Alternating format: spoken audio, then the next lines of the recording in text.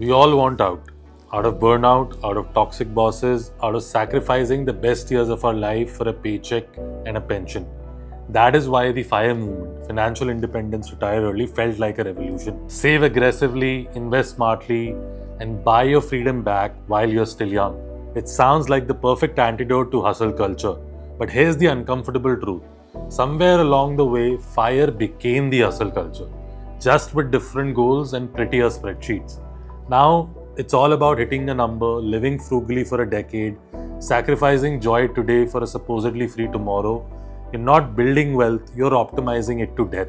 You're not escaping the rat race anymore, you're just running it in a different outfit. Don't get me wrong, I'm all for FIRE. I've interviewed people who have lived it. I have seen the kind of discipline, clarity, and intention it takes to reach financial independence. But I've also seen the cracks, the post-FIRE void, the identity crisis, the pressure to turn FIRE into content or side gigs or just to stay productive. And most importantly, I wish to discuss certain risks or pitfalls that you might not have even considered. Maybe just knowing them could give you a fresh new perspective on FIRE itself. This video isn't a takedown, it's a warning. In chasing freedom, we don't just accidentally build another cage, because if FIRE becomes just another hustle, then aren't we right back where we just started? Now my chapter 1 is, how did FIRE really become this massive movement around the world? The FIRE movement didn't start as a trend, it started as a rebellion. It was in the early 2000s against the backdrop of financial crisis, corporate layoffs, and growing distrust in traditional retirement models. A small group of individuals began asking a radical question. What if we didn't have to work until we are 65? Books like Your Money or Your Life and blogs like Mr. Money Mustache sparked a quiet revolution. The idea was simple but powerful. Live below your means, save aggressively, invest smartly, and retire decades earlier from what society expects you to. For millennials coming of age in the shadow of the 2008 crisis and later facing burnout in toxic work cultures, this felt like hope. FIRE offered an escape hatch, a roadmap to freedom in a world that was increasingly rigged. And then it went mainstream. Podcasts, subreddits, YouTube channels, FIRE wasn't just a financial strategy anymore. It became an identity. People were sharing their spreadsheets, chasing 70% savings rate, and documenting their FIRE journeys with almost religious intensity. But as FIRE grew, so did its shadows. See, this was for the first time that an average working class person thought that I can be free of my toxic life much earlier, and not when I turn 55, but even possibly by 40. And as a proposition, it's a great one. Who wouldn't want it? And post this, we have seen many folks achieve FIRE, living their lives happily. And at the same time, we have seen some people who just couldn't survive it and came back to their normal lives again. So let's discuss such risks today that you would want to know before doing FIRE. First of all, the tier 2 trap when geography becomes the first risk.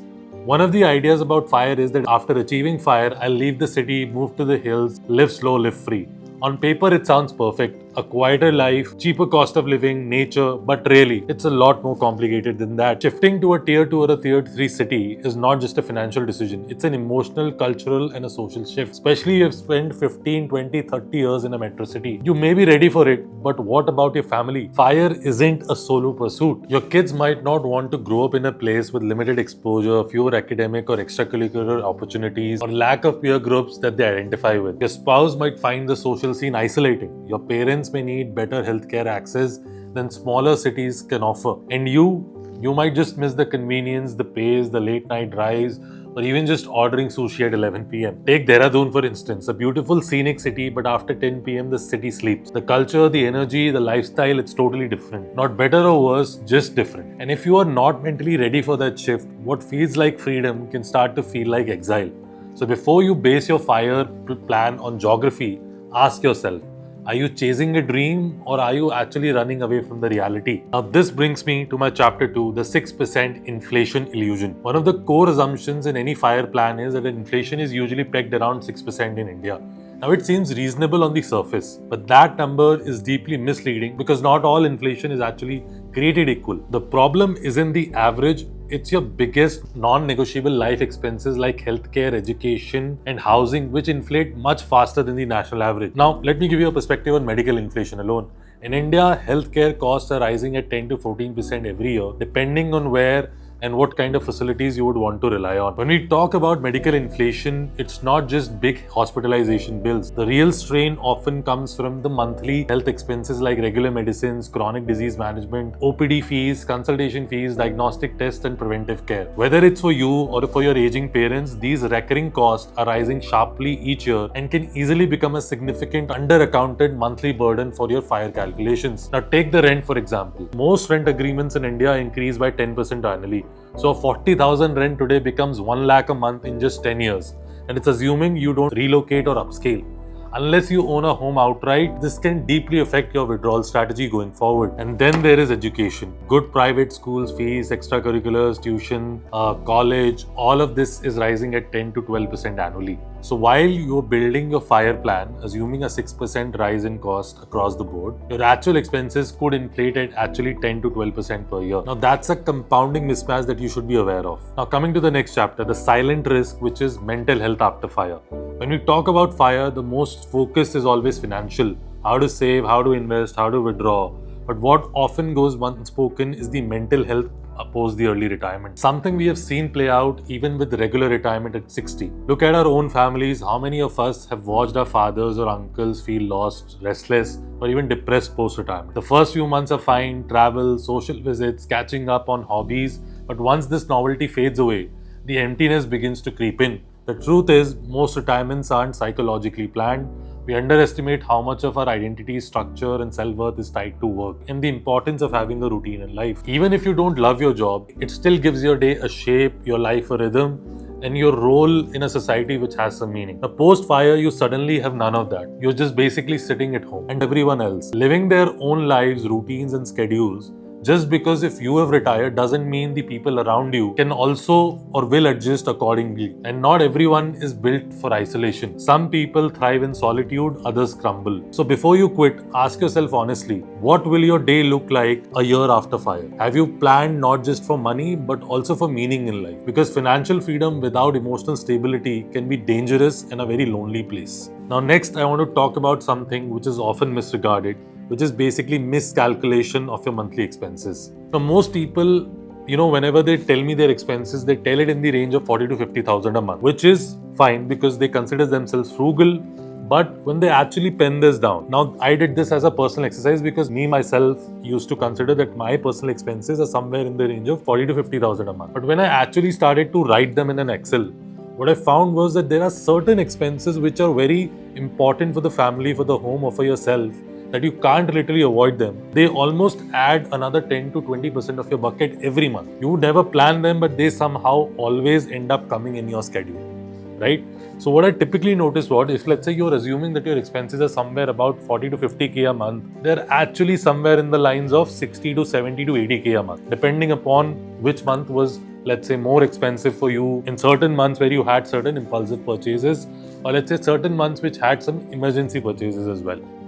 In metro cities, for a family of 4, actual monthly expenses often fall in the range of 70,000 to a lakh. Sure, your core household spending, including groceries, utilities, domestic help, might all be still around 50,000. But fire isn't just about surviving, right? It's about sustaining a life which includes all of its unpredictability. And that is where most people go wrong. Now, these aren't luxuries, they are real-life non-negotiables. And no, you can't frugal hack your way out of them every time. That is why tracking your expenses for at least a full year is non-negotiable. Not just to document recurring costs, but to identify seasonal and unexpected spikes and understand the why behind them. Only then you will be able to create a truly realistic fire budget, not just a lean theoretical figure based on wishful thinking. And when you do so, you'll likely realize that you need to add a 20 to 30% buffer, if not more, because fire isn't about surviving with just bare minimum. It's about sustaining a life you actually want to live. And my next chapter is now going to be about health insurance. Why insurance won't save you and wellness will cost you. Most fire plans include a health insurance policy. It gives a sense of security, a feeling that no matter what happens, at least my big medical costs are covered. But that's only partially true. Health insurance is your very big safety net, but there is a catch. And I have personally learned this the hard way. My father was diagnosed with last stage cancer. Conventional medicine had already declared that it's incurable, but we weren't ready to give up. We explored certain alternative treatment options, ones that could, reduce his pain, give him some comfort, and maybe even more time. And the results were fairly good. These treatments weren't covered now under insurance. And when it's about your parent fighting a life-threatening disease, you don't pull out your FIRE spreadsheet and calculate your withdrawal rate. You spend. Because giving them a fighting chance is not optional, you would want to do it. And that decision did cost us 15 to 20 lakhs out of our pocket. But at the end of the day, no regrets, but also no illusion anymore that insurance is enough. And that is just one part of the story. Now, there is another kind of health cost creeping up silently, but it's important and unavoidable going forward, which is healthy lifestyle inflation. We are living in an era where not falling sick takes real effort and real money. Supplements, preventive blood work, functional training, physio sessions, wearable devices, air and water purifiers, gut health protocols, organic food, sleep tracking, adequate amount of protein. Now, all of this is slowly becoming non-negotiable, and you would want to do it for your family and your kids. And increasingly, even for your aging parents, because you have seen what poor health leads to, these aren't luxuries anymore, they are essentials for a better lifespan and quality of life. And guess what? They are not covered by insurance either. Now, when you add it all up, a proactive health lifestyle can easily cost you 10,000 per person per month, and I'm taking this to be very bare minimum. Now multiply that for a family of 4 and suddenly you're looking at 5 lakhs a year in just health-related expenses without a single hospital visit. Now, this is what most FIRE spreadsheets miss. Not just the major hospital bills, but the quiet recurring cost of staying healthy. And when the time comes, you won't cut corners there. Because this isn't lifestyle inflation, it's life preservation. FIRE is not the end, it's the beginning. After all the risks we have discussed today, the lifestyle shocks, under-budgeted expenses, rising healthcare costs, emotional volatility. But here's the real question. Why are you chasing FIRE in the first place? For most people, it's not really about money. It's about escape from a job that's draining them, from a boss who doesn't value you, from work that lacks meaning, from a system where you feel replaceable, stagnant, or stuck. And that is where it's absolutely logical to escape such kind of a lifestyle. But here's the truth most FIRE calculators won't tell you. Reaching your FIRE number doesn't automatically make life better. It only removes one part of the problem. What comes next is entirely up to you. So instead of obsessing over, just another FIRE number, also spend time asking yourself, what will I do when I no longer have to do anything? Because if you don't find something that gives you structure, contribution, or creative expression, you will slowly drift away. And it doesn't take long for freedom to feel like emptiness. And I've seen this firsthand. A dear friend that I personally know, was able to achieve their FIRE goal in their early 40s. 6 months into retirement, he was completely frustrated. Travel got boring, the silence got louder, until one day he began doing what came naturally to him. He started teaching people in his community on how to invest. Not for money, not for fame, but just to help. And that gave him a new purpose, a new identity, which, started to finally make him able to enjoy his FIRE. It basically gave him a renewed sense of purpose. Ironically, that also started generating income for him. Not because he needed it, because value attracts value. Now maybe that's the best way to think about FIRE, is this. Don't just chase freedom from work, chase freedom towards something that lights you up. Because true independence actually isn't just financial. It's having a reason to wake up excited even when you don't need the paycheck. That's the ultimate mantra that you should be following, whether you want to FIRE or not FIRE. So guys, in the end, what I would like to say here is, and after interviewing a lot of FIRE folks, after, having a coffee with them, talking about their numbers deeply, talking about their life experiences, their emotions. What I would like to say is that yes, financial independence is very important. Having that corpus is really, really important. But also at the same time, what you need is something that you can look forward to for the rest of your life. Because that is what, it will make you finally free from that toxic life that you wanted to avoid. Because trust me, all these talks about, living in the mountains, traveling every 3 months, spending a lot of time with your kids and family, this will also start to feel like a cage after 3 to 6 months into the journey.